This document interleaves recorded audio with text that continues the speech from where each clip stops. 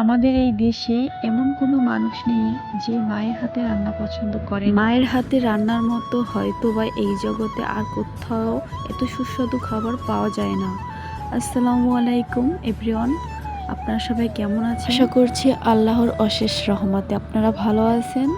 আলহামদুলিল্লাহ, আমিও ভালো আছি। আজকের ব্লগে আমি আপনাদের সাথে শেয়ার করছি পটল ভর্তার রেসিপি। আমি যখন বাবার বাড়িতে ছিলাম এই পটল ভর্তাটা আমাদের বাসায় বেশ চলতো। আমার মায়ের হাতে পটল ভর্তার রেসিপিটা খুবই মজার ছিল। তাই আজকে রেসিপিটা যখন বানাচ্ছিলাম তখন আমার মায়ের কথা খুব মনে পড়েছিল। শুরুতেই আমি চিংড়ি মাছ ভেজে নিচ্ছি। চিংড়ি মাছ বাদামি কালার হয়ে আসলে এখানে আমি দিয়ে দিয়েছি পেঁয়াজ কুচি, রসুন, কাঁচামরিচ দিয়েছি, শুকনো মরিচ দিয়েছি। কার কার এই পটল ভর্তা রেসিপি ভালো লাগে? আমার কাছে তো বেশ ভালো লাগে। এক কথা বললেই হয়, আমি হলাম ভর্তা লাভার। ইভানের বাবাও, সেও ভর্তা খুব পছন্দ করে। তার ভর্তা হলে আর কিছু লাগেই না।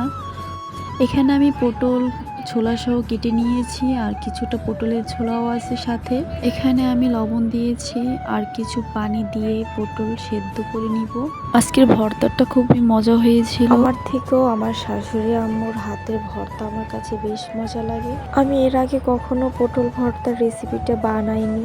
আম্মুর কাছে জিজ্ঞাসা করেছি কিভাবে কি রান্না করব, সে আমাকে পাশে বসে হেল্প করছে। তো এখানে আমি লবণ অ্যাড করে দিয়েছি, কিছুক্ষণ নেড়ে চেড়ে তারপরে ঢাকনা দিয়ে দিব।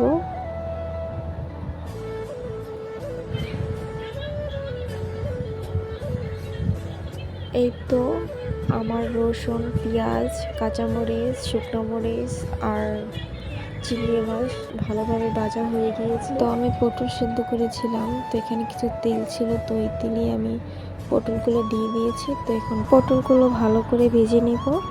যতক্ষণ না পর্যন্ত বাদামি কালার আসবে না ততক্ষণ ভাজতে থাকবো। চুলার পাওয়ারটা কমিয়ে ঢাকনা দিয়ে রেখেছি, ততক্ষণে বাদামি কালার হয়ে আসবে। এই তো খুব সুন্দর একটা বাদামি কালার চলে আসছে। তো কিছুক্ষণ নেড়ে চেড়ে আগে থেকে যে আমি চিংড়ি মাছ, রসুন, পেঁয়াজ ভাজা রেখেছিলাম সেটা একসাথে ভেজে নিব কিছুক্ষণের জন্য। তো শুরু থেকে যারা যারা আমার ভিডিওটি এতটুকু পর্যন্ত দেখেছেন, একটি লাইক এবং সুন্দর করে একটা কমেন্ট করে দিবেন। পটল ভাজা হয়েছে, তো এখন আমি এটা পাটায় ভেটে নিব। এই তো পটল ভর্তা বানানো হয়ে গিয়েছে। আজ এই পর্যন্ত। সবাই ভালো থাকবেন, সুস্থ থাকবেন। আল্লাহ হাফিজ।